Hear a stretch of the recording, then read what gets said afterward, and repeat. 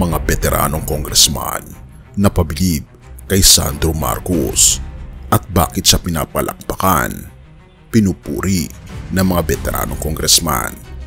Siya na ba ang susunod na Pangulo at pag-asa ng bayan? Paanong ang pagpapakumbaba ang nagpaangat sa kanya at patuloy na nagpapaangat sa kanya? Halika atin itong pag-usapan mga kaibigan.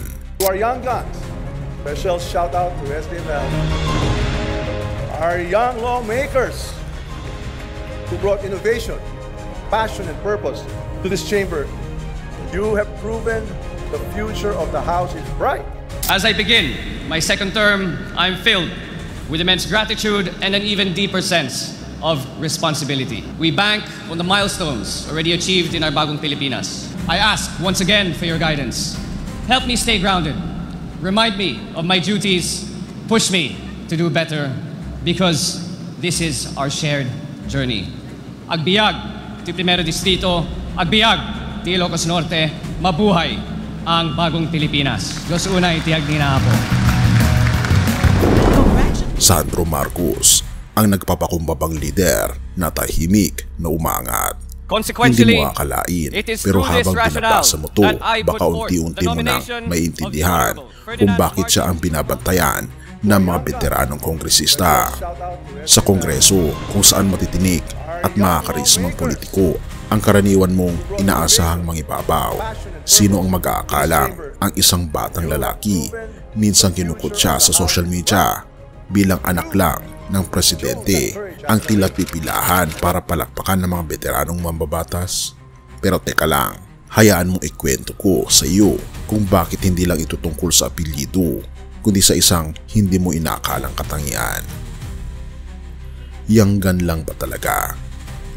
Oo, si Sandro Marcos ay bahagi ng tinatawag na Young Guns Bloc, mga batang mambabatas na baguhan sa kongreso pero mabilis na nagparamdam ng presensya. Pero sa kabila ng pagiging neophyte, isa siya sa pinakanagmarka. Bakit kamo? Hindi dahil sa yabang, hindi dahil sa gimmick, hindi dahil sa koneksyon, kundi nagpakumbaba siya. Sa isang lipunan na sanay sa lider na palaban, may ingay at laging nasa entablado, lumutang si Sandro sa gitna ng katahimikan. Tahimik pero solid. Hindi siya ang palaging nauuna sa press con, pero siya ang palaging nandyan sa bawat sesyon. Nagtatanong, nakikinig. Ayon kay House Speaker Martin Romualdez mismo, RSDML, Congressman Ferdinand Alexander Sandro Marcos brought innovation, passion, and purpose to this chamber. Hindi ito scripted quote, hindi rin ito hirit para lang sa headlines. Ito'y pag-amin mula sa isang veterano na hindi mo basta-basta maririnig kung hindi karapat-dapat. Pero bakit nga ba siya naiiba? Hindi siya nagmadaling sumikat, hindi siya umastang eksperto agad, hindi rin siya umepal para lang mapansin. Bagkus nagsumikap siya, nagpakumbaba, tumahimik, pero kumilos. Therefore, habang ang iba ay abala sa pakikipagbunong braso sa politika ng imahe, siya'y tahimik na binuo ang pundasyon ng kanyang kredibilidad. Isa-isang binuo ang tiwala ng mga senior lawmakers. Isa-isang tinapos ang mga responsibilidad, isa-isang pinatunayang hindi lang siya anak ng presidente. Ang tanong, susunod ba siyang Pangulo ng bansa? Masyado pa bang maaga? Pero kung pagbabasehan ang track record, hindi imposible. Hindi nga siya tumakbo laban sa sinuman nitong eleksyon, wala siyang kalaban. Sino ba ang hindi mangangarap na iboto siya ulit kung sa una pa lang ay tumatak na siya?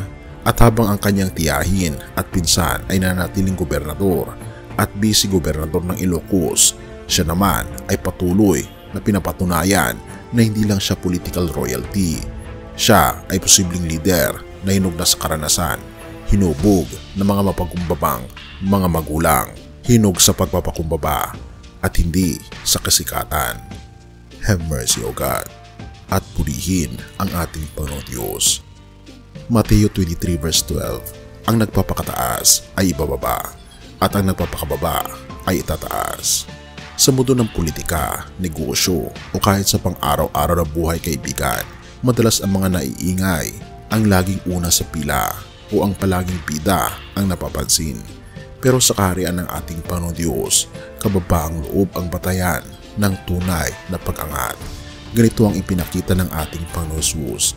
Hindi siya dumating bilang hari na may korona ng ginto, kundi bilang lingkod na may puso ng pag-ibig. Pinili niyang magpakababa hanggang sa kamatayan niya sa krus. At dahil doon, siya'y lubos na itinaas ng Ama sa langit. Ang prinsipyo ng langit ay kabaligtaran ng prinsipyo ng mundo. Kapag ikaw ay nagpapakumbaba, ang ating Panginoon Jesus mismo ang magtataas sa iyo sa tamang panahon. Kaya kung gaya ni Sandro Marcos ay may kabataang tahimik na naglilingkod, nagpapakumbaba at hindi naghahangad ng spotlight pero patuloy na umaangat, maaari itong maging paalala sa atin na ang tunay na pag-aangat, kaibigan, ay hindi nakukuha sa lakas ng boses kundi sa lalim ng puso. Purihin ang ating Panginoong Diyos at tayo manalangin. Ama naming Diyos na makapangyarihan sa lahat, tunay nga po na katulad ng aming Panginoon Jesus, nais po namin na maging mapagkumbaba. Turuan niyo po kaming maging mapagkumbaba gaya niya. Gaya niyo po sa mundong nagsusumigaw ng pansin. Ipaalala niyo pong sapat na nakikita niyo po kami. Ikaw ang nagtataas sa mga taong nagpapakababa. Ikaw ang tanging Diyos na aming pong pinagmamalaki. Hindi po namin may pagmalaki ang aming sarili.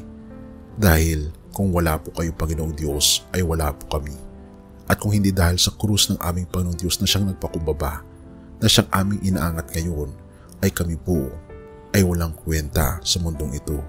Salamat, Panginoong Diyos, sa inyong pong kabutihan sa amin, na sa tamang panahon, ayon sa inyong kalooban, kami ay inyong itataas dahil ang aming Panginoong Kristo ay siya pong aming itinataas.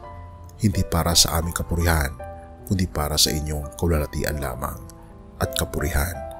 Pinupuri po namin kayo at pinapasalamatan, o aming Panginoong Diyos, sa inyo pong kabutihan sa amin, at patuloy niyo po kaming gabayan at patnubayan at patawarin po kami sa lahat ng aming pagkukulang at pagkakasala, at pakalinisin po kami.